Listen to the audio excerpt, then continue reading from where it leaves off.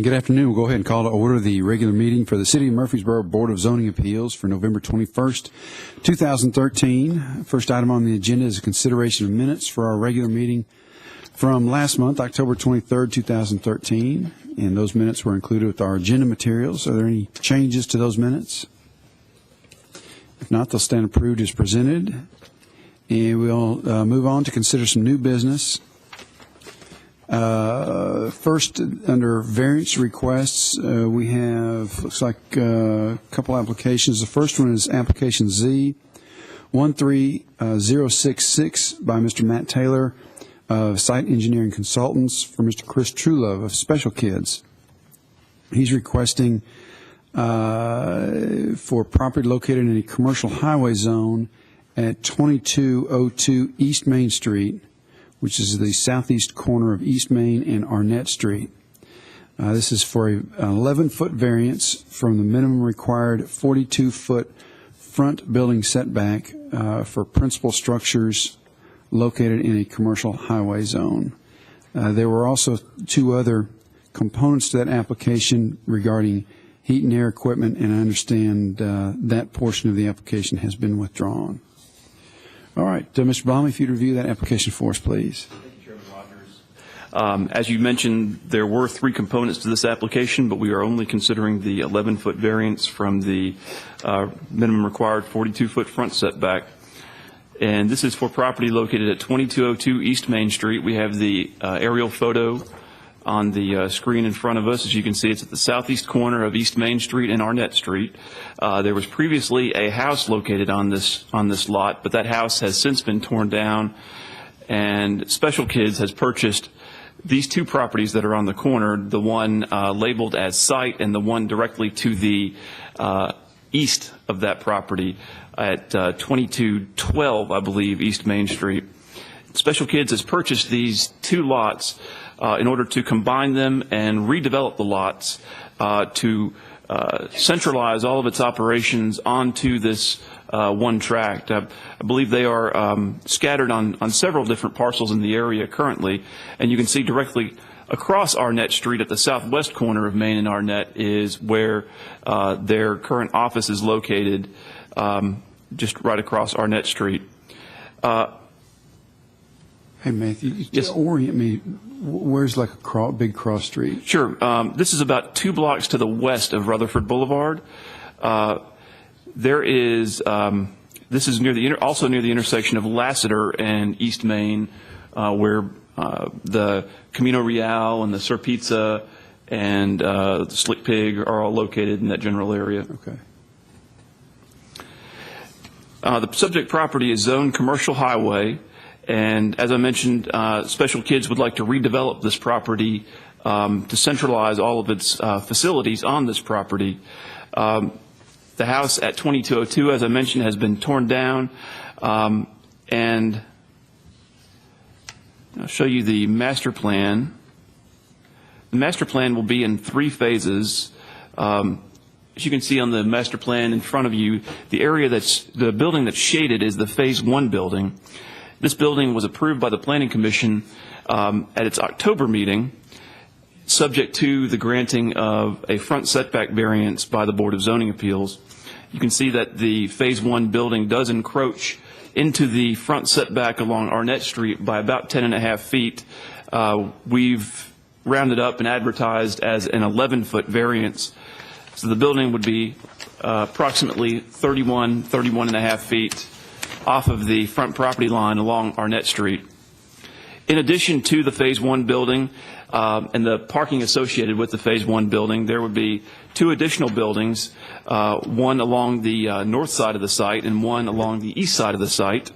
And parking would be along the south of the southern portion of the site as well as the eastern portion of the site. And there would be a playground located in the center of the property. As I mentioned, the applicant has been through the site plan review process with the Planning Commission and is here today requesting the front setback variance. And in his materials that he has submitted to the board, he has explained why he has decided to push the building closer to Arnett Street than the 42-foot front setback would allow. You'll see on the site plan that there are two access points ultimately when this site is built out. One along the southern lot line and one along the eastern lot line. The one along the southern lot line intersecting with Arnett Street, and the one along the eastern lot line intersecting with East Main Street. As is customary, those access points have been pushed as far away from the intersection as possible to get as much separation from the intersection for the vehicles entering and exiting this site. In addition, the two access points gives emergency service vehicles multiple ways in and out of the site. Also, the applicants looked at what the building square footage would be in order to accommodate all of their facilities on this property, and what they have in their master plan is ultimately what they need in order to carry out their all of their functions on this site. And in addition, they wanted to put the playground in the middle of the site in order to protect it somewhat and to enclose it. So because of these factors, they have pushed the building further to the west and are requesting the setback variance. I did mention, and Chairman Rogers, you mentioned that the setbacks pertaining to the setback variances pertaining to the HVAC equipment has been withdrawn from the request. One thing that I will show to you is that you'll notice on the master plan sheet, which is sheet 3 of 4, the HVAC units were located at the southwest corner of the building in the front setback. The applicant has worked with his architect to shift the location of the HVAC units to the southeast corner of the site, or of the building rather, in order to get those HVAC units out of the front setback. So the building will be the only thing that will be located in the front setback. And the applicant has also submitted some architectural elevations for your review. And I have put those in sideways, but those should be in the materials at your desks. And also the landscape plan is at your desk as well to demonstrate the treatment, the landscaping treatment that will be given to that side of the building. One thing that the applicant does point out is that this building will actually be further away from the front property line along Arnett Street than the building or the house that was there previously. I pulled up the aerial photo on this screen. If we could pull that up, you'll notice that the existing house that was previously there and was recently torn down was actually located about 18 feet off the property line, according to Mr. Taylor, and this building will be over 30 feet from the front property line. So the new building will actually be further off of that property line than the building that was previously there. With that being said, I'll be happy to answer any questions. Mr. Taylor is present if you have any questions for him. All right. Thank you, Mr. Bromley. Questions for Mr. Bromley? Matthew, there are, am I right that there's two buildings that still stand that flank either side of this property that are owned by Special Kids? I believe there is one house, and I'll show you some photographs of the subject property. I neglected to do that. This is a picture of the subject property with the house torn down. Subject property viewed from Arnett. And this is the adjacent property to the east, also owned by Special Kids.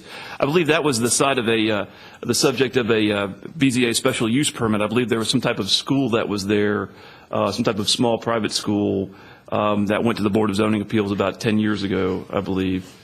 But Special Kids has purchased that and will leave that house on the property with the first phase. It won't be torn down until they build future phases. Mr. Taylor, is that the only structure on that property? Yes. There's only physical, houses on the property. One of them, the one that you just showed, and the other one that has been removed. And the one that Matthew did show us a picture of there will remain. Actually, I believe it was the lady that was living in the house that was razed. She has moved over there and is living in that place for now until the future phases would come along. Special Kids does own one across the street on a separate piece of property, and then another one down the road along Arnett as well. We all still occupy the one across Arnett? We will with Phase 1. Phase 1 is strictly a medical or a skilled nursing type facility.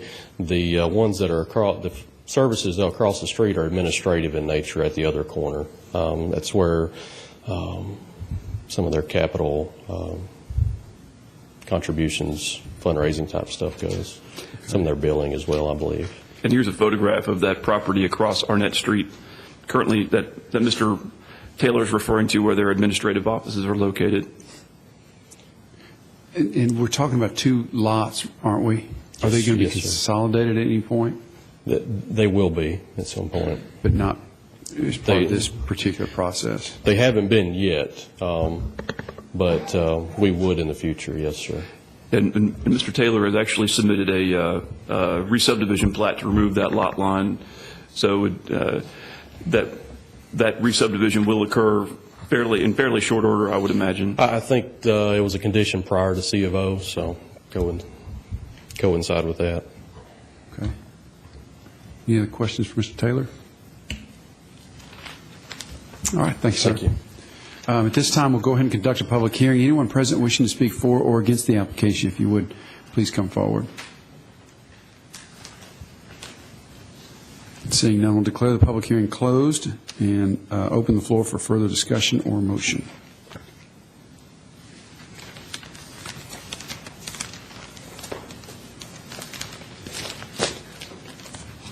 If there's no discussion, I'll make a motion that we approve the application.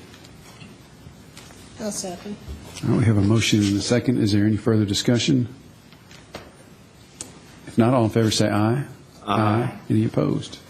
All right. That application has been approved. Thank you, Mr. Taylor. All right. That's good, Vice Chairman. Next, we'll consider application Z13067 by Ms. Cherie Akers of Huddleston Steel for Mr. and Ms. Wayne and Vicki Huggins of Todd Janitorial. And she's making several requests for property located in a commercial highway zone at 620 West College Street. And looking down through here, there's 8 different requests. I don't think it's necessary for me to read all these requests, is it? Yeah, I'd be happy just to go over them for you. Okay, let's do that. I'll turn it over to you then. Thank you, Chairman Rogers. You mentioned the property is located at 620 West College Street. The property is zoned commercial highway. It's a very, very small property, I believe about 0.15 acres, and it's located on the block of West College in between West Lytle and West Burton. And you have the aerial photo in front of you. The building itself was built in 1950, I believe. And you can see it's a tiny lot. It is right next door to the Very Idea sign company on West College Street, and directly across from the, what is the name of that motel, Mr. Ives? You know, the Imperial Inn? Imperial Inn, I believe. Yeah. Directly across from the back of the Imperial Inn. The applicants are looking to expand the existing 1,400 square foot facility to about 3,300 square feet. And with the size of this lot, you can imagine this presents some challenges. I think that Ms. Akers and myself have combed through the zoning ordinance looking for all the variances that would apply, and I think one of you mentioned earlier, you were wondering if we were trying to set a record for most variances in one application. But you mentioned, Chairman Rogers, there is a total of 8 variances with this application, and they're of varying natures, some of them dealing with setbacks, another one with parking, and others with landscaping. So I'll just kind of, first of all, tell you a little bit about their plans and their business, and then kind of go over those variances with you.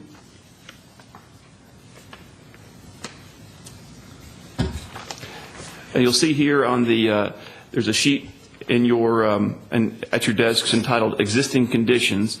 You'll see that the existing building is only 34 feet off of the front property line. And as I mentioned, that building was built in 1950, long before our current zoning regulations went into effect. It sits only about 13 or 14 feet off of the, or maybe about 10 feet off of the rear property line. Now, the applicants are proposing to build about a 1,900 square foot addition. At Todd Janitorial, there are several components to their business operation. First, they are a janitorial service that goes out to businesses and provides janitorial service to them. But they also have a retail component. The retail component consists of a small showroom where individuals can come in and purchase janitorial supplies. When in talking to the owners, they said that despite the fact that there is a retail component to it, the level of traffic that they have coming into the business is very minimal. Mrs. Huggins indicated to me that if they have 4 cars at once, that is a really, really busy time for them. So their parking, or their business, is not very parking intensive. What they would like to do, they would like to add on to the building to its east side, expand along the same line as the existing building, and just take it over to the eastern property line. And you'll notice as I switch back from the existing building 33 feet from the front property line, but you'll notice that it dips back, and there is a area along the eastern property line where there's no building.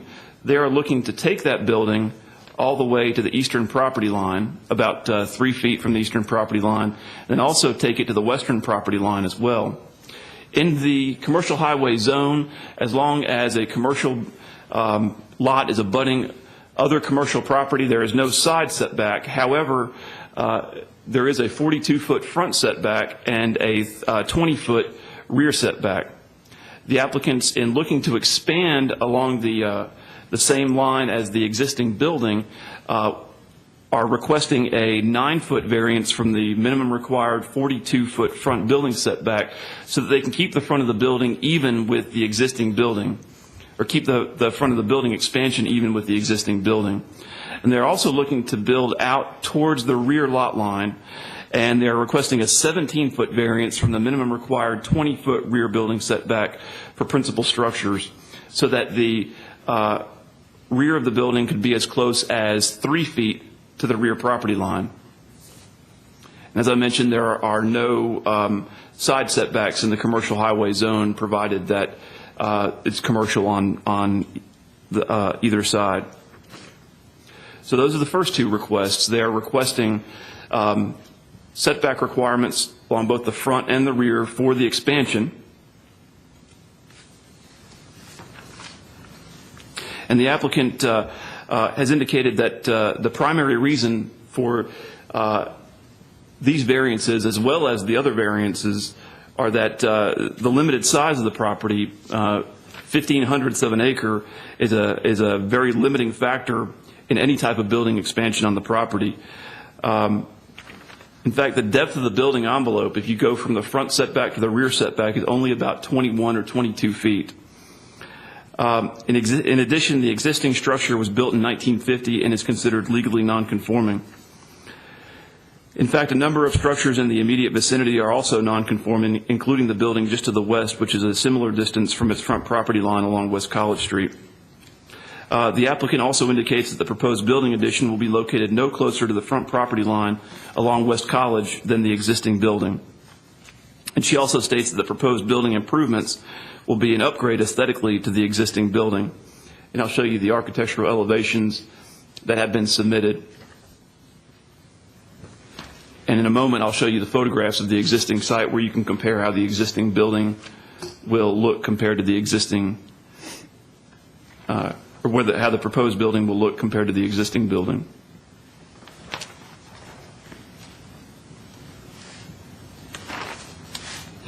And now I'm going to skip to the 7th and 8th variances because those also deal with setbacks. Those are pertaining to the proposed heating and air equipment. Now on the concept plan, you'll see that the HVAC equipment is located in this kind of this L-shaped area in the northeast corner of the property. That HVAC equipment, even though it's not in between the very rear of the building and the rear property line, it is still located within the 20-foot rear setback requirement. And HVAC equipment is considered an accessory structure, and accessory structures in the commercial highway zone or in any commercial or industrial zoning district are required to meet the same setbacks as the principal structure. So in order for that HVAC equipment to be located in that rear setback, they have had to request a variance to the requirement that in all commercial and industrial districts, accessory structures and uses shall comply with the same rear setback as is required for the principal structure. And they are also requesting a 6-foot variance from the minimum required 20-foot rear building setback for accessory structures, i.e. the HVAC equipment. Now let's move to the parking variance. With the proposed building size and the way that the building is going to be used, with a portion of it to be used as warehouse and a portion of it to be used as office and retail, the applicant is required to provide eight parking spaces. However, they are only able to provide 5 parking spaces in addition to 1 handicap parking space, which does not count towards the minimum parking requirements. They're only able to provide 5 parking spaces at the front of the site, which is where the parking is currently located. One of the reasons is because there will be 2 overhead doors, which it doesn't make any sense to have actual parking spaces in front of the overhead doors. But the applicants are requesting a 3 parking space variance in order to be allowed 5 parking spaces instead of the required 8. And the reason, or what they are attempting to do to mitigate that deficit of 3 parking spaces is to provide those parking spaces inside their building. You'll notice on the concept plan there are dotted areas labeled as business vehicle and employee spaces, and so they're proposing to have those spaces located within the warehouse portion of their building, and they have indicated that is where the owners will park as well as leave their business vehicle, which goes out to make deliveries and provide services to their customers. So they are attempting to mitigate the parking, the lack of outdoor parking by providing those parking spaces inside their warehouse. And if the board approves the proposed parking variance, staff recommends the following condition. The indoor parking spaces shown on the site plan should remain available for employee and business vehicle parking in perpetuity. And so that doesn't matter, and what staff says in perpetuity is if in the future Todd Janitorial was to move to another location and this building was sold to another business, it would be unknown at that time what the demands of that particular business would be for parking, and so that is why we would ask for that condition to be placed on the approval or on any approval, so that those spaces be left available for parking for Todd Janitorial or any future business that would be located in that building. And as I mentioned, the owner of the business, Mrs. Huggins, did indicate to me that if they have 4 customer vehicles on site at any one time, that would be very unusual. She said usually it is just 1 or 2 people coming in at a time to purchase the cleaning equipment. All right, now on to landscape variances. There are 3 landscape variances. And let me tell you the reason why the landscape variances apply. According to our zoning ordinance, when there is a building expansion of 50% or greater, the entire site is required to come into compliance with the landscape ordinance. And as you can imagine, on this site, there are some challenges in providing landscaping to come into compliance. For example, the entire frontage of the property is paved, and parking backs directly out onto West College Street. It's continuous pavement from this private parking lot to the public right-of-way and the public street of West College Street. So there would be some challenges in finding anywhere to provide landscaping at the front of the site. There are 3 provisions in our landscape ordinance that the applicants have requested variances from. One, a variance from the zoning ordinance, which states that an owner is required to have a 5-foot wide planting yard around the perimeter of a property that is 1 acre or less in area, except where vehicular access ways are provided. Not just on the front, but on the sides and the rear, the applicants would be required to go back and retroactively provide landscaping yards along the side and the rear, which would be very difficult to do with regards to the size of the property. In addition, it states the zoning ordinance states that existing parking lots that are required to be landscaped, according to Section 27 of the ordinance, trees shall be planted at a rate of 1 shade tree or 2 ornamental trees for every 12.5 spaces on site. And as I mentioned, the parking lot is entirely asphalt as it is. The only improvements they're proposing to make to the parking lot are actually striping the spaces, and looks like putting wheel stops there as well. So it would be very difficult for them to find a location to plant a tree, much less because it would require the digging up of a portion of the parking lot and actually losing probably 1 space from the existing parking lot, parking that is needed. And finally, a variance to the requirement that a 3-foot minimum width landscape strip shall be provided along the front and sides of a building adjacent to the building or separated from buildings by a sidewalk. And here they have, the parking lot essentially goes right up to the sidewalk in front of the building, and so it would be difficult to provide a landscape strip here in front of the building without ripping up a portion of the parking lot or sidewalk that are in front of the building already. Now I'll show you some photographs of the property. This is the front of the property at 620 West College Street. You'll notice on the left side of the photograph there's already 1 overhead door. That property the building would be expanded out to the west, which would be the left side of the photograph, to accommodate a second overhead door. And you'll notice how the loading dock on the right-hand side of the page, or the east side of the page, is set back further than the main front of the building, and they are looking to construct that building addition on the side in front of where that loading dock is. So it would bring the front building out to the right-hand side of the photograph to about 3 feet of that eastern property line on the right-hand side. This is looking east and looking at the relationship of the subject building to the existing building, which is a multi-tenant commercial building just to the east. And this is looking to the west. You can see that the Todd Janitorial building lines up just about even with the Very Idea, which is located directly to the west. And this is looking down the east property line, where this is actually where that building expansion would be constructed. Looking down the west side property line, where there would be a building expansion constructed within about a foot of the property line. And this is the rear of the site, which would have a building addition constructed on it.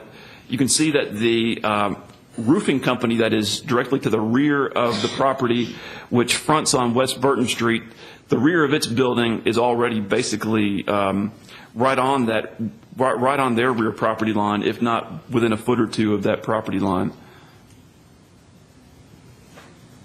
This is the rear of the existing building. And this is looking west from the rear of the property at the rear of the Very Idea property. The adjacent property to the east, that multi-tenant commercial building. The adjacent property to the west, the Very Idea.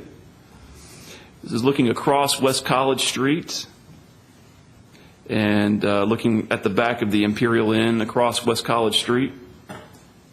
And then looking across West College Street at the Grumpy's Bail Bonds building. And with that being said, I'll be happy to answer any questions before or after our public hearing. And Ms. Akers is here as well. I'd like to introduce her. Ms. Cherie Akers is the new planner over at Huddleston Steel Engineering, who will be handling probably quite a few applications for their clients over at Huddleston Steel. Hi, good afternoon. Cherie Akers with Huddleston Steel. Matthew's pretty much explained each and every variance, and I am often an overachiever, so I thought I would just shoot for the stars. The only other thing that I just wanted to add was, and I think Matthew touched on it a little bit, the clients have been at this site for over 50 years. It's been in the family, the business, and they've been established here, and their business is growing, and they're looking to expand. And unfortunately, the only option is to expand on the rear and the side. It's the only viable area on the site. It is very small. It's only 0.15 acres. And as Matthew explained, it is a non-conforming structure today because it was built prior to our code. The other thing in regards to the landscape buffers, just to add, because those buildings on the east side and behind are located also right up to their own property lines, any landscaping really isn't providing any benefit because both buildings are set up to the property line. So one, it's not going to survive. There's not any area to maintain it. And two, it's not really providing any type of screening or landscaping from anything. But I'll be happy to answer any questions. And I also have the owners are here and also the contractor, Todd Porterfield, and Mr. Huggins. All right. Thank you, Ms. Akers. Any questions for Ms. Akers? This is billed as an addition, but looking at the front elevation as proposed, I mean, this is going to be a near tearing down and rebuilding, isn't it? No, it is utilizing the front facade and the walls in the front. It is a tear down on the sides and an expansion in the rear. It is utilizing existing wall in the front. That's why it's remaining. And we're not able to expand in the front because of the parking and getting in and out of the site, ingress and egress. So that portion will remain. And it's just going to be putting a facade on it, putting some manufacturing stone and some siding to kind of make it a little more aesthetically pleasing. And I think we could agree that it will look much better on the front. Is the loading dock going to stay? I know something will be built in front of it, but I guess it's going to be somehow attached. The loading dock's going to be taken off. And then the new build around. So the loading dock portion, storage on the very back part will be taken off. The rest of the structure will be staying. Right now, there's not any access from the offices. If you can We ask come. you to come to the microphone, please, so it'll get on the record better. Thank you. Wayne And also, Huggins. could you give us your name, please? Wayne Huggins. Thank you. Right now, the storage where the high dock is, it's going to be taken off. There's no access from the offices or the existing showroom into that area. Also, the way it's structured right now is way too low for any trucks to even back up to it, so it's never used. So we just use it for our storage of some equipment and excess, materials. But so we're looking to actually start using that space, because right now the only way to get access to it is to go outside and go in. So the walls and roof will go away, but the floor will stay, I suppose? We're looking to take that whole, Oh, okay. the whole little back section off, that little storage section that's on the back right corner. The rest of the structure will remain and be utilized. Okay. Any questions for Mr. Huggins or Ms. Akers? I did just want to add, I don't know if you mentioned the retaining wall on the east side. That will be reconstructed during this process, and we've agreed with staff that we would be happy to put some type of plantings on top of that retaining wall. There is kind of a space there now on the existing. It's dead and there's nothing planted there. But we will agree to put some type of planting on top of that retaining wall. It looks as if there's a tree currently on the west side of the property line. Is that on this property, or is that on the Very Ideas property? You pull that arrow, it's on.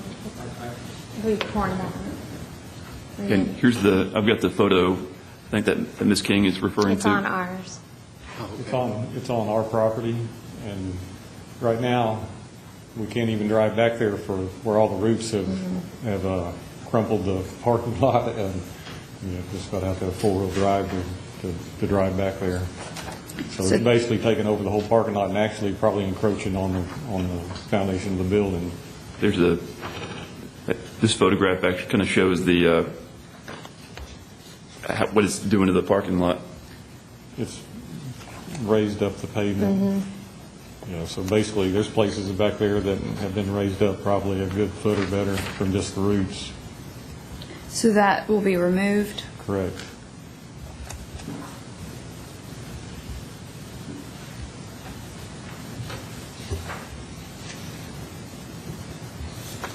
All right. Any other questions? Thank you all. At this time, we'll conduct a public hearing. Anyone present wishing to speak for or against the application, if you would, please come forward. Seeing none, we'll declare the public hearing closed and open the floor for further discussions, or have 8 motions on this one. Matthew said there's no fire codes, no setbacks there.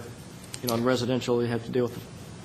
It came up, and none of that applies. With commercial, there is a different set of standards in the building code, and I have been in consultation with our building and codes department about this. I think that our codes department will make sure that its materials that are used meet the building code. I think that the only thing that Mr. Whitaker, our codes director, indicated to me was that the door on the east side of the property would need to open a certain way, such as not to impede access, because when the door comes open on the south side of the building, it basically will be almost right up to the side property line, and they will have that side door on the building, and that side would only be about 3 to 4 feet away from the property line.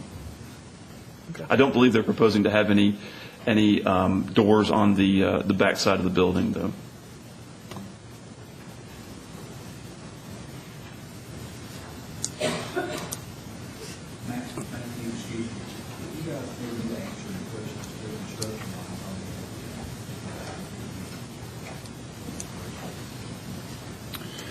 All right, I guess we'll first consider the request for the 9-foot variance from the minimum required 42-foot front setback. I'll make a motion to approve the 9-foot variance, subject to any staff comments. Second. I have a motion and a second. All in favor say aye. Aye. Any opposed? All right, we'll next consider the 17-foot variance from the required 20-foot rear building setback. I move to approve, taking in consideration of the conditions set by the staff. Second. Motion and a second. Further discussion? All in favor say aye. Aye. Any opposed? All right, next variance concerning parking spaces. I'll make a motion we approve, subject to staff comments. Second. All right, motion and a second. Any further discussion? All in favor say aye. Aye. Any opposed? All right. So next, we'll consider the request dealing with the 5-foot wide planting yard around the perimeter of the property. Make Yes. a motion to approve the 5-foot wide planting yard variance. Second. All right, motion and a second. Any further discussion? All in favor say aye. Aye. Any opposed? All right, next we'll move on to the landscape trees and ornamental trees. Mr. Chairman, I move to approve with the conditions set by the staff. Second. Motion and a second. Further discussion? All in favor say aye. Aye. Any opposed? All right, next is the 3-foot minimum width landscaping strip along the front and sides adjacent to the base of the buildings. I make a motion we approve that variance subject to any staff comments. Second. Motion and a second. Further discussion? All in favor say aye. Aye. Any opposed? All right, next is the HVAC request.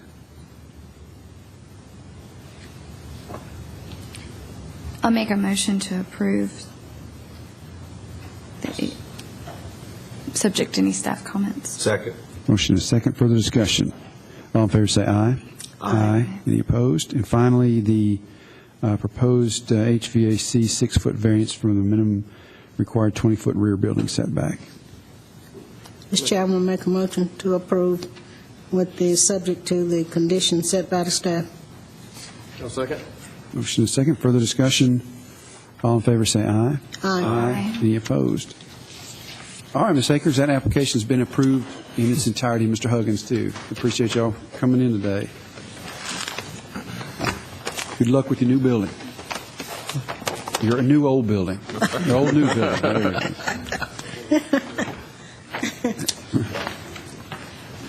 All right. We'll next consider application Z13068, again by Ms. Cherie Akers for Huddleston Steel Engineering and Mr. David Prince of Prince Partnership Group. She's requesting an 18-foot variance from the zoning ordinance that states the maximum building height in the Gateway Design Overlay District shall be 35 feet. This application pertains to property located in a commercial highway and Gateway Design Overlay District on the north side of Robert Rose Drive, identified more specifically as Lot 2 of the Prince Property Subdivision. All right, Mr. Blomley. Thank you, Chairman Rogers. Subject property is located, as you mentioned, along the north side of Robert Rose Drive. It is just to the west of the intersection of Stones River Mall Boulevard and Mall Circle Drive, where Robert Rose Drive begins, and is just a little bit down the street from the Digital Planet building on the opposite side of the road. The subject property is located currently in the Gateway Design Overlay District, number 2, and its base zoning is Commercial Highway, CH. This project on this property has been through the Planning Commission, both initial design review and final design review. It's for a new office building for a financial institution, and it has received both initial design review and final design review, with the understanding that they would be applying to the Board of Zoning Appeals for a height variance. As I mentioned, the property is currently located in Gateway Design Overlay District number 2, and the maximum building height in the GDO2 is 35 feet. The proposed building, if you can see in the architectural elevation on the screen and on your tables, is proposed to be 53 feet. And the way that we measure building height for roofs that are not flat roofs are the halfway point between the ridge line and the eave. So this building will actually be about 63 feet 6 inches in height, but because we don't measure to the actual ridge line, we measure to that midway point, its building height is calculated as being 53 feet. So the applicant is requesting an 18-foot height variance for this building, which will be 3 stories.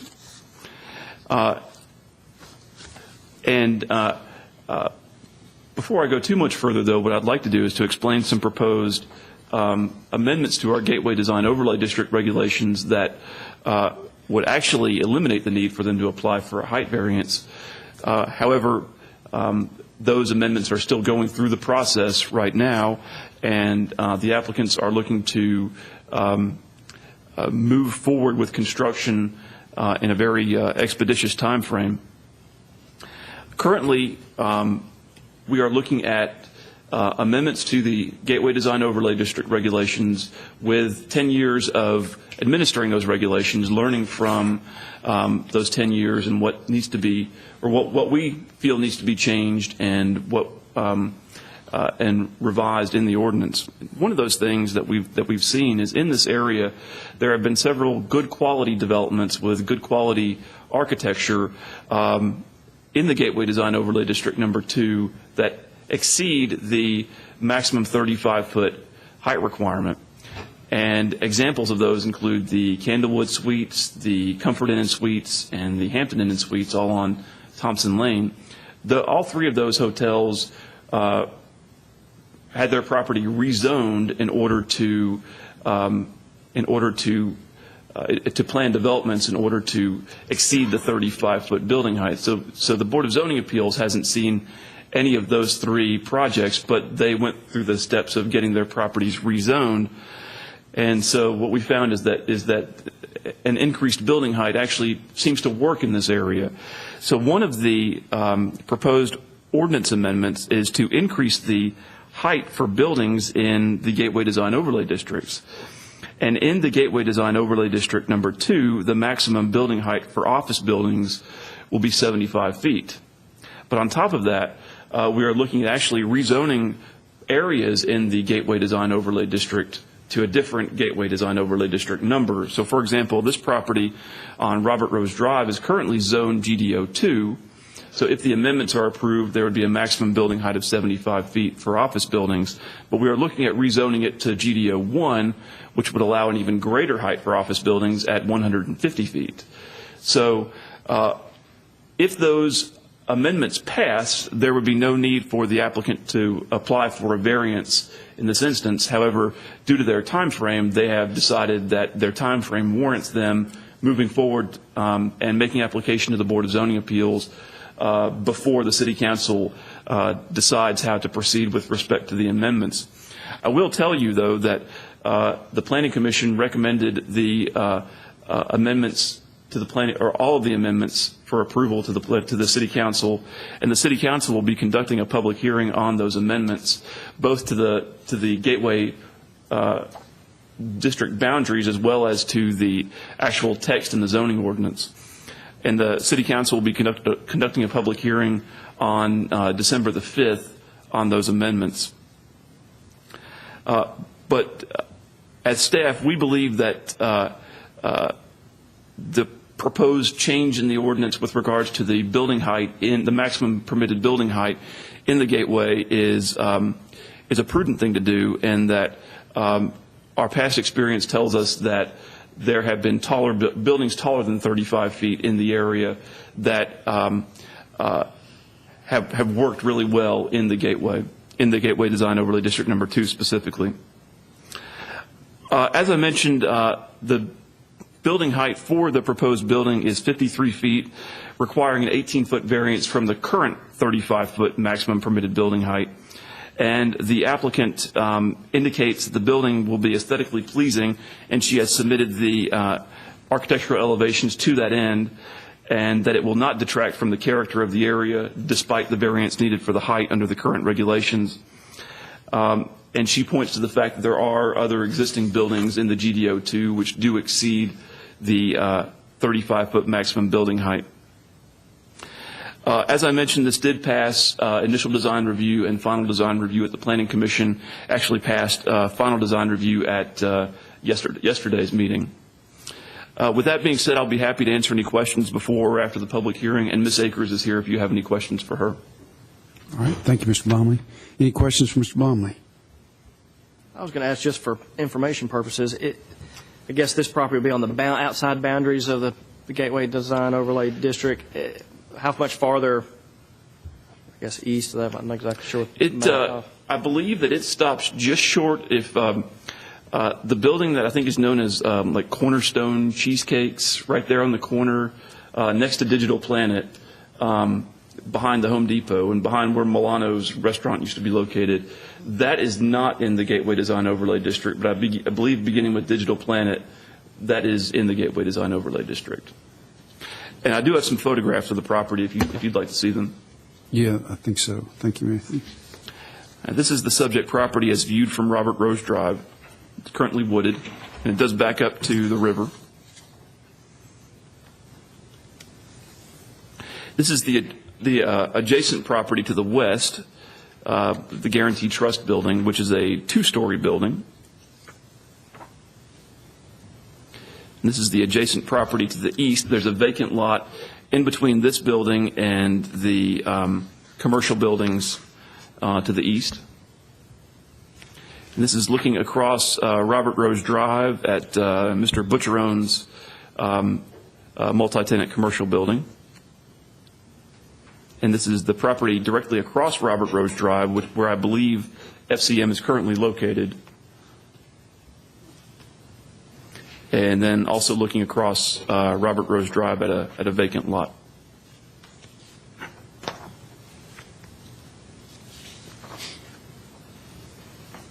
All right. Thank you, Mr. Blomley. All right, Ms. Akers, anything you'd like to add to the application? Not much. I mean, Matthew again has explained the variance request in detail. I just wanted to add that we, as he said, we have been to the Planning Commission for design review and staff, and yesterday were approved. And I think it goes without said that they were very pleased. And our architect who is with us here today, Jim Nickel, is commended for his building design, and there was a great deal of praise in how the overall design could be a poster child for the area, for the Gateway Design Overlay. And again, that it is consistent with the amendments that are currently going through the process. And if we were to wait, we probably would not even need the variance, but they would like to proceed and build their building and their office. If you have any questions, I'll be happy to help you. All right. Thank you, Ms. Akers. Any questions from Ms. Akers? All right. At this time, we'll conduct a public hearing. Anyone present wishing to speak for or against the application, if you would, please come forward. And seeing none, we'll declare the public hearing closed and open the floor for further discussion or motion.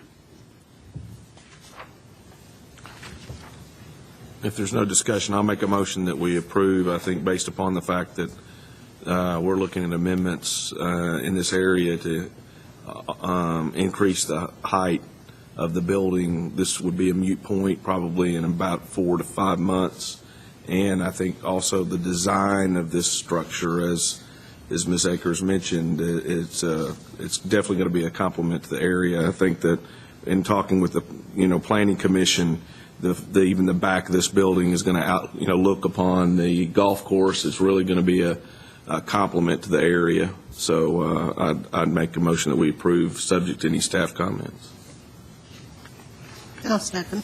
All right, we have a motion and a second. Further discussion? I'll echo those comments, Ken. That this is, for the last 2 months, y'all have heard me complain about applications to the BZA to approve certain uses in the Gateway Design Overlay District, like car dealers and apartment complex. I mean, we didn't hear the apartment complex, but this is what I understood that the Gateway Design Overlay was, I guess, envisioned to include an office and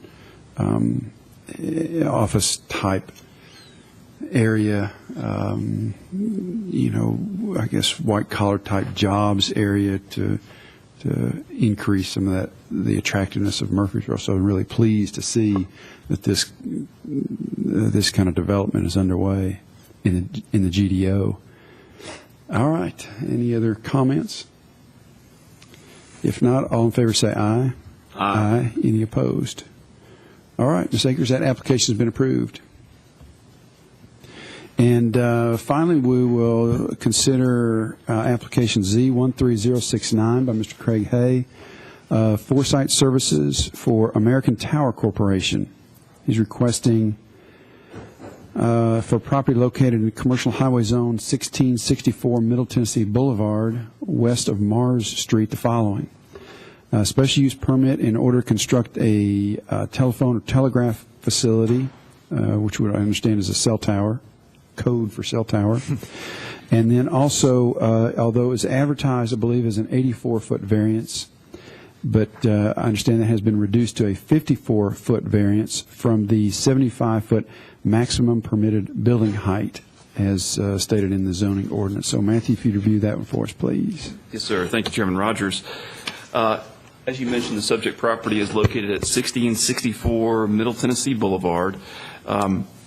It is the current location of a Fred's discount store. It's located on Middle Tennessee.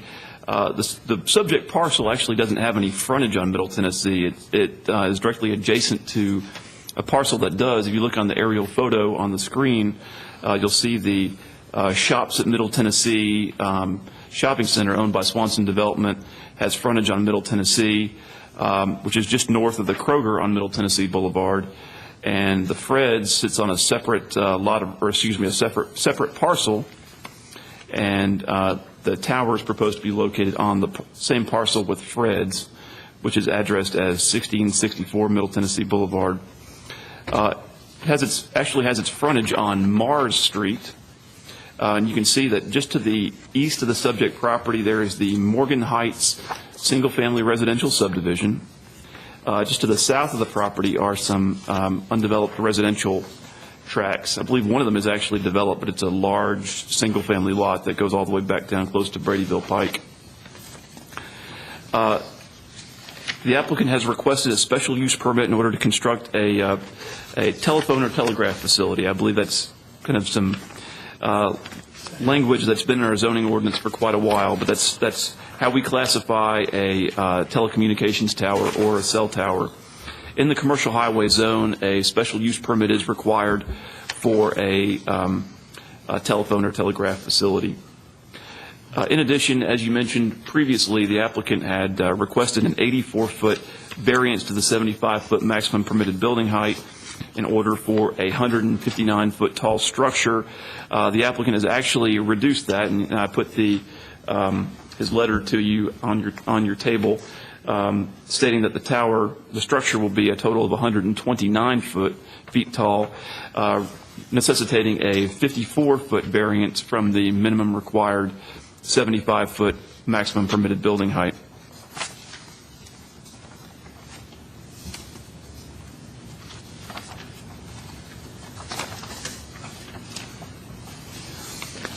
There was also a letter that Mr. Hayes submitted this morning from AT&T.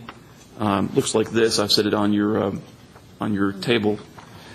Deals with their search for a location. It states that they have looked for a location to serve kind of a hole in their coverage area, and have looked at co-locating on different towers, and as well as the possibility of building a new tower. And based on the available land and the availability of co-location abilities on other towers, they determined that this was a site where they would want to fill those coverage gaps by building a new tower.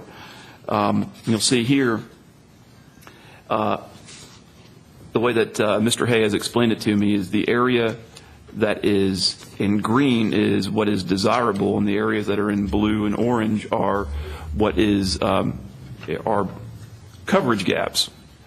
And you'll see here that when the proposed tower, which is located kind of in the middle of the sheet, after construction, it fills in that coverage gap. So we look here at before and after. Now the tower itself is proposed to be located just to the southeast of the existing Fred's building, and I think I'll go back to the aerial photo.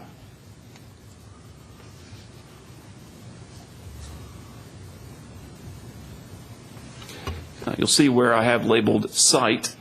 That is the actual location of the proposed cell tower. There is a grassy area on the property where Fred's is located And that property is owned by Swanson Development. And the tower is to be constructed at the rear of that existing grassy area in between the Fred's building and the barber shop, which sits just to the east of the Fred's building on a separate lot of record. Matthew, can I ask you a question while Sure. you got that? Is there access between where Fred's is and Marr Street? Yes. Yes, that parking lot actually has a back access to Marr Street right there. Okay. All right, go ahead. I'm sorry.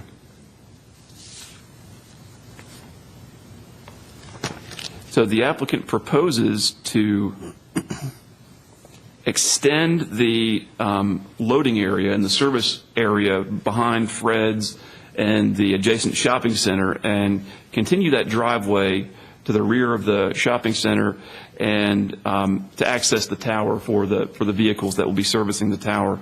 The landlord did not want to allow access from the existing parking lot, so instead of allowing access from the existing parking lot, access will be via the service delivery area behind the existing shopping center. The applicant has submitted a fall zone radius letter from an engineer stating that the fall zone radius for the proposed tower, and the tower will be 125 feet tall with a 4-foot lightning rod on top of it for a total structure height of 129 feet. The fall zone radius for the tower will be 72 feet, and that 72-foot fall zone radius will be contained within the subject property and will not exceed the property line. You'll see here, this shows the existing shopping center and the proposed extension of the driveway area behind the shopping center to reach the tower. And the tower, of course, will have a small compound at the base of the tower where the various carriers will construct their, or will install their equipment. The applicant is working with the proposed tower owner as well as the proposed primary user, which would be AT&T. Here is an elevation of the tower. As you can see, the proposed antenna for AT&T are proposed to be, Mr. Hay has not called them flush mounted, but they're very close to being flush mounted. And I'll go over with you in just a moment some more detail about the antenna and the antenna mount. One thing that I did want to mention is that there is an overhead power line that runs directly to the east of the Fred's building, and the applicant will need to work closely with the Murfreesboro Electric Department with regards to extending the driveway and constructing that driveway underneath that overhead power line. Now, the compound itself will have an 8-foot tall white vinyl privacy fence around it. Initially, the applicant came in with a chain link fence, but the last two towers that we've had constructed have been the one on Bridge Avenue and the one behind the old Family Worship Center building on Sulphur Springs Road, both of which have had 8-foot tall white vinyl privacy fences around them. And in my opinion, those seem to work pretty well to conceal the equipment compound. In addition, they're proposing a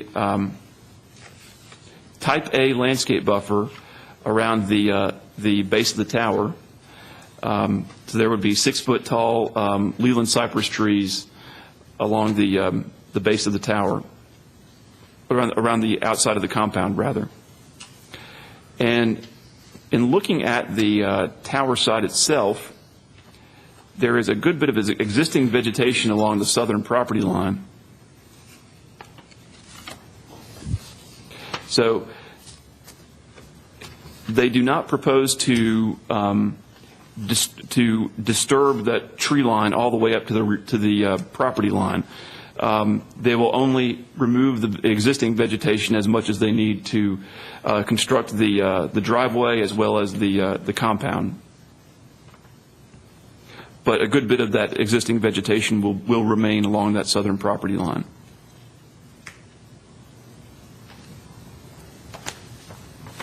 Now, as far as the antenna mounts, you'll notice that one of my proposed conditions is with regards to the distance that the antenna mount will be from the face of the tower.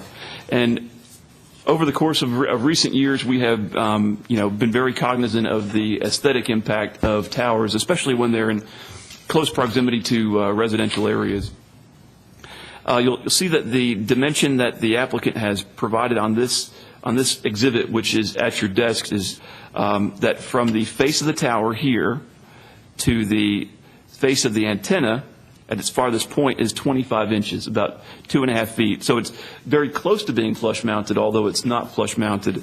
It certainly is not one of the crow's nest type antenna mounts that you have seen, that you see on several towers around town.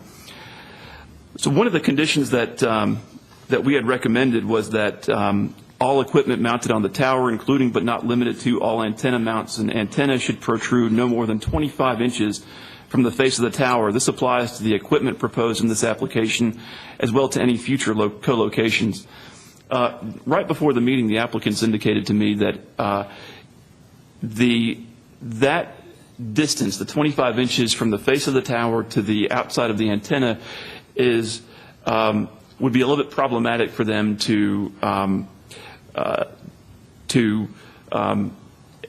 not enforce, but to administer, because the more important distance to them is how many inches the equipment is, or how many inches the antenna are from the face of the tower to the back of the antenna, which they said they need at least 18 inches in order for that to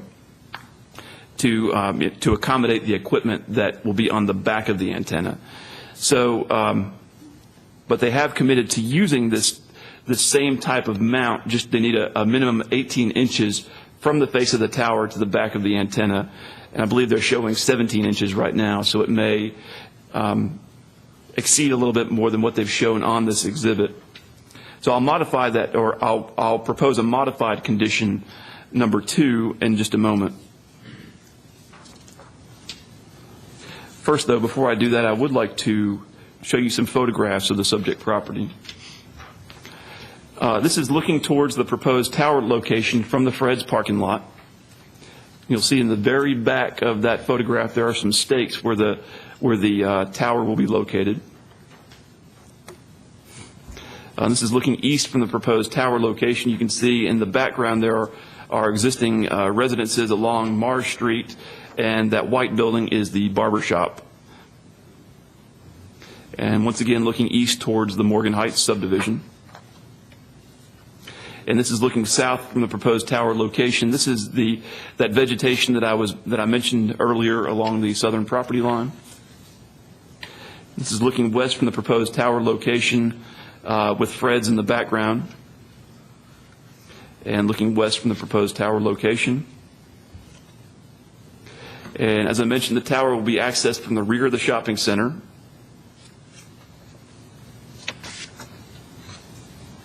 The east side of the building, this is that overhead power line that the applicants will need to work with Murfreesboro Electric on in building their access to the tower. This is the Fred store just west of the proposed tower location. The shops at Middle Tennessee just west of the Fred's and the tower location. The barber shop. And the Fred's shops at Middle Tennessee parking lot north of the tower, or proposed tower location.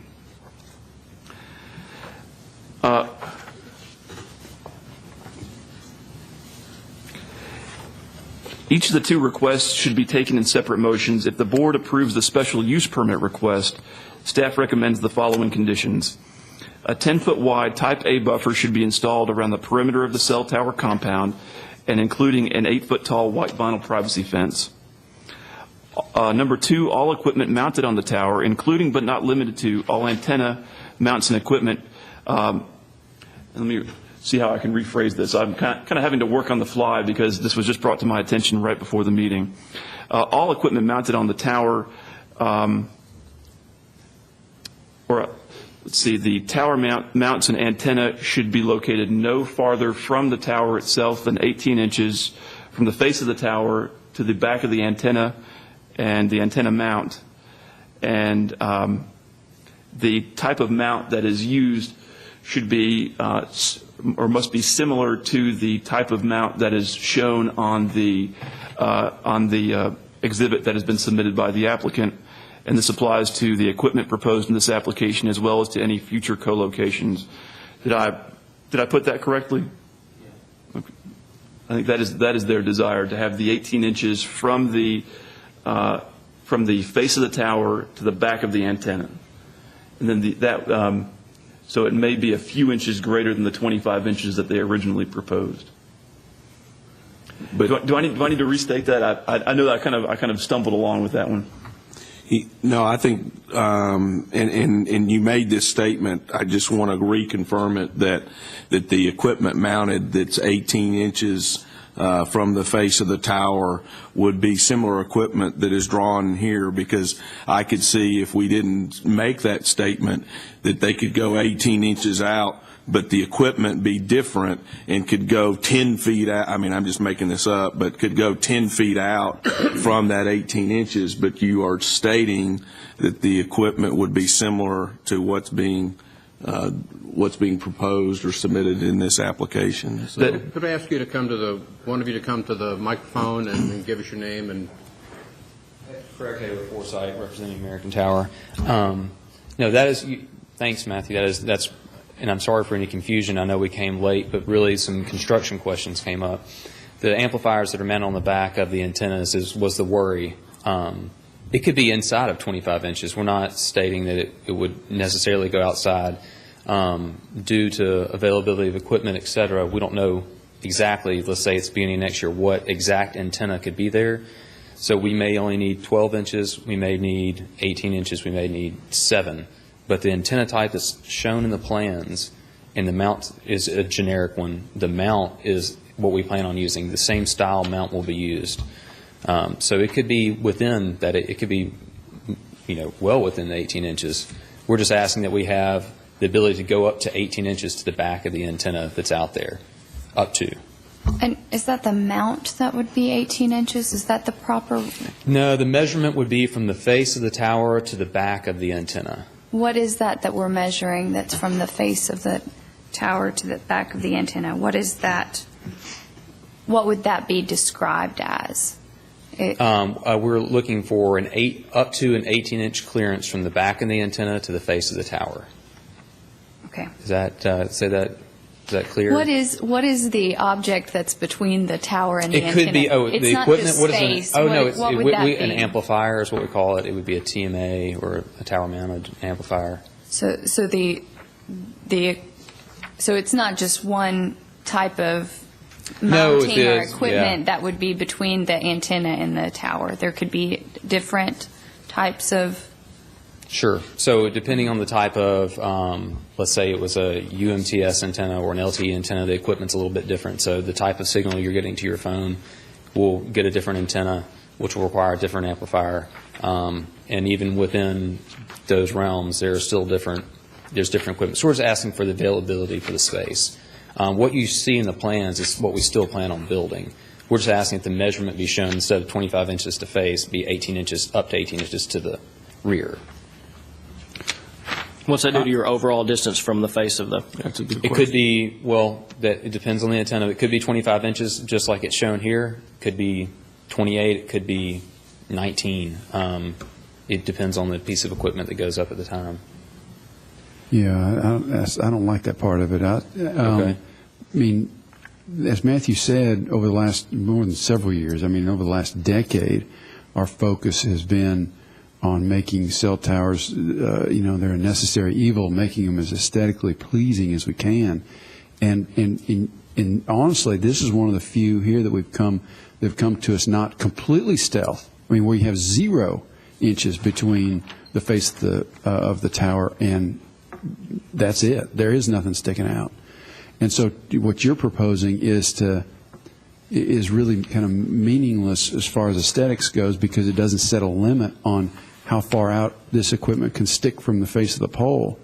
And so, that's the biggest concern. I don't care where it starts. Right. I care where it ends. We could probably, You know, I would not want any, since we know we can limit cell towers antenna to 0 inches, you know, you apply for 25, and that would be more than we've granted in the last several years, I can recall. But I mean, not that I'm not willing to do it in this situation, but I mean, it's absolutely got to have a limit, and for me, it would have to be no more than 25. That equipment could only stick out 25 inches at most for me. okay. Let's leave it the way it is. Can you live with that? Yeah, we need a tower so we can live with it. I mean, we don't want to do something that's impossible here and have to come back either, but I know that you may Make it be work. looking at one of the most ignorant people in town about cell towers and how they work and what they have to do. I know you have to have them, but that's the extent of my knowledge. Not just about cell towers. I'll stress that. My name is Rodney Strong. I work with MozTech, and we're also part of the development team working with Foresight to get this. We really brought it up as a point of clarification that the way the 25 inches was determined on the schematic that was submitted is a little bit, it's measured at an angle that made us a little uncomfortable, and to redefine it to an 18-inch separation between the tower and the back of the antenna really just gives us a known distance that we're working in behind the antenna. The way it's drawn and the way it's measured, it makes it difficult to know that we actually have enough room to put the equipment behind the antenna that we know we need to put back there. And he's absolutely right. The exact model number, we get out maybe a little too detailed and try to explain to you the equipment that goes back there, because it's all basically the same. It's a radio, or it's a tower-mounted amplifier, or it's a piece of electronics that goes behind the antenna that actually makes the antenna propagate the signal, or helps the antenna propagate the signal. So having that 18-inch defined space makes us a little more comfortable than committing to the 25 inches as it's drawn on the schematic. We can make this work. We're just trying to explain ourselves to the Commission and that we need a limited amount of space to work in behind the antenna. And we're not asking to extend it out like you were proposing. We could go far beyond that. That's not the point. And we can live within the 25 inches. But the 18 inches behind the antenna is really, you have real men up there working with heavy pieces of equipment, trying to wire this stuff together with multiple connectors. And you have to have room to physically get in, and just to have your hands in there behind the antenna to work. And that's all we're really asking for, is a clarification on that minor separation. It would probably very well be the exact same specification that you see on that antenna mount that we provided. But defining the space behind the antenna as being 18 inches just allows us to know that I'm committing to something I know that our construction crews can actually deploy. And that's basically it. We're not asking to push it out any further than the 25 inches, but redefine it as the known distance being 18 inches. That I know we can do. Does that make sense? It does. I don't care what you do within the 25 inches. Just don't go outside the 25 inches. Is the flagpole design that we've seen before, is that coverage issues or expense issues, or is that not in favor, or? In this case, you want to pick up on that, I think. Well, I really think this is better for this area, one, because of the ability for more tenants to come onto this tower. Ideally, we would take one rad center here. With the way equipment is now, if you built a flagpole, most carriers are taking 2 locations. So if the flagpole has 3, you really only have 2 carriers there. Well, in this situation, we'd have at least 3 carriers. It'd be available for 4. So honestly, there's more availability. So if you built a flagpole and only 2 people or 1 carrier was able to get on there, you'd be building or asking for another structure soon after. I think for future build, this would be a better structure.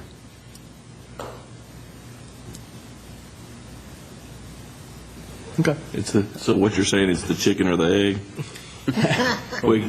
we approve this, more people can co-locate versus having another cell tower in the area? Yeah, depending on capacities, I'm not making design decisions for other people, but this is more available space than a flagpole would ever provide. So yeah. All right. So just to provide some clarification, so the condition number 2 are y'all amenable to keeping it as written, or? Yeah.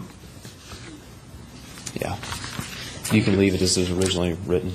Okay, and then, like Chairman Rogers said, what the distance is from the base of the tower to the, how things are separated within that 25 inches would be, that would not be anything that we would, Our design within that and our equipment within that is not a problem as long as it's not further than 25 inches. That's how I understand it. Yes, sir. Okay. Understood. Okay. Right. And number 3 in the proposed conditions is the written approvals and/or recommendations of the appropriate state and federal agencies pertaining to the proposed tower must be submitted to the planning department. One of the conditions of approval, one of the standards in the zoning ordinance for cell towers is that appropriate state and federal paperwork must be submitted with the application. In the past, when that paperwork was not available at the time, the applicant went to the Board of Zoning Appeals. It has been conditioned upon that paperwork being provided prior to the building permit being issued. And the exact type of approvals are several. Of course, the FAA approval, which the applicant has not provided yet, but we do have something in writing from Chad Gerke, our airport manager, stating that the tower does not fall within the city's airport overlay district, but that, of course, he still will rely on the FAA to have final say over the tower with regards to airspace. And then also the State Historic Preservation Office will also review the tower as well. So it goes without saying that if those types of state and federal approvals are not granted, they will not be able to move forward anyway. So we would just ask that any approval be conditioned upon that documentation being submitted to staff prior to the building permit being issued. I will mention with regards to the cell tower lighting, the ordinance states that the BZA may place restrictions, in the event that any tower is to be equipped with hazard lights, the use of white strobe lights shall be restricted to daylight hours. I believe that the applicant will be relying upon the FAA to tell them what type of lighting will be required, but it should be noted that the use of white strobe lights shall be restricted to daylight hours only per our zoning ordinance. We can request dual mode lighting. And then also with regards to the color of the tower, the applicant is proposing to leave the tower with the galvanized finish and is not proposing it to be painted a certain color. Just to go over a few of the additional standards that are in our zoning ordinance. All right. That sounds good. Okay. Any additional questions for me? Any other questions? I think we're good. Hey, thank you. Thanks, Thank you. All right, this time we'll conduct a public hearing. Anyone present wishing to speak for or against the application? All right, and seeing none, we'll declare the public hearing closed and open the floor for further discussions or motion. I got one question. Matthew, give me an idea of so this thing has a fall zone, I think it's either 72 or 75 feet? 72. All right. So give me an idea of the closest building to that fall zone and how many feet? I believe that the closest building, let's see, is the barber shop. Okay. Let's see. So 87. Well, that's from the center of the tower. Yeah, I believe that. So it's within 12 feet of the fall zone? Yeah, the barbershop property line is 87 feet from the tower, and the fall zone is 72 feet. 72 feet, okay. And as you can tell, the tower will actually be designed to not just fall over from its base. It will be designed to collapse at a given point on the tower itself. Matthew, or Mr. Blumley, am I correct that the in the description here, the plot here, it looks like that 87 is from the lot line, That's correct. not the barber shop, not the building itself. Correct. Okay. And then there's, from the neighborhood houses in the backside, there, it looks like there's 124.5 feet to the lot line. Correct. Okay. Thank you. Sure.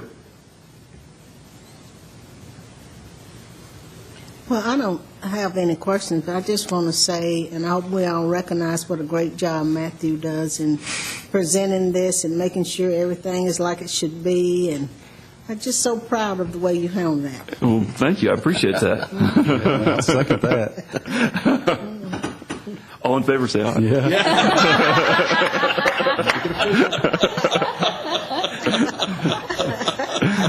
Thank you. I appreciate that. With that, I'll go on and make a motion, if no further questions, that we approve this with the conditions set by the staff. And that would be for the special use permit? Yeah, Yes, we'll sir. need two separate motions, special use and the variance, please. Yes, the 10-foot wide. This is a motion to approve the special use permit, subject to staff comments. Okay. Yeah, I'll second that. All right. Motion and a second. Any further discussion? Not all in favor, say aye. Aye. Any opposed? All right. We'll next consider the request for the 54-foot variance from the building height. I'll make a motion to approve the 54-foot height variance, subject to any staff comments. Second. All right. Motion and a second. Any further discussion? All in favor, say aye. Aye. Any opposed? All right. Mr. Hay, that application has been approved. All right. Thank you all. Appreciate your cooperation on that. All right. Next, we will consider staff reports and any other business. I have none other than to say happy Thanksgiving. All right. Well, happy Thanksgiving to you, Matthew, and Remind David. everybody of our somewhat unusual date for December, I guess? Yes. Not the standard. Thursday, December 19th. I figured that we wouldn't have very good attendance on Wednesday, December 25th. That makes sense. Makes sense. It's hard to get good help nowadays, isn't it? Second that. All right. Any other business? We're adjourned.